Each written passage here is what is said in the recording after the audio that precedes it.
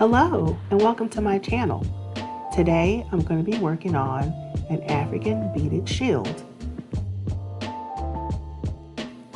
For this project I'm using a 10-inch clock frame that I got from Michaels, as well as a 3-inch wooden circle, twine rope, cowrie shells, green seed beads, green spray paint, and tacky glue. Please see the description box below for more details.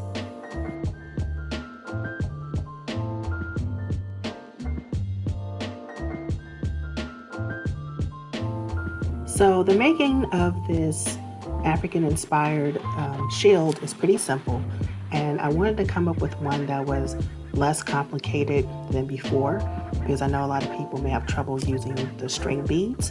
So this is why I came up with the idea of using the loose seed beads. So I'm going to use the small circle and glue it to the larger clock frame, spray painted all green. And then I'm going to use the tacky glue over the large area of the circle. And I really like tacky glue, even though I use E6000 glue in a lot of my projects, but I really recommend that you get tacky glue in your arsenal for your own crafts, because what I really love about tacky glue is it doesn't bleed through fabrics and other projects, and it's not runny. It's a very good sturdy glue. So I'm going to be using tacky glue for this project, and then I'm going to pour the glass beads over the tacky glue and wait till that dries completely, and then I'm going to go around the cowrie shell area with the twine rope, and then hot glue the cowrie shells along the perimeter of the shield.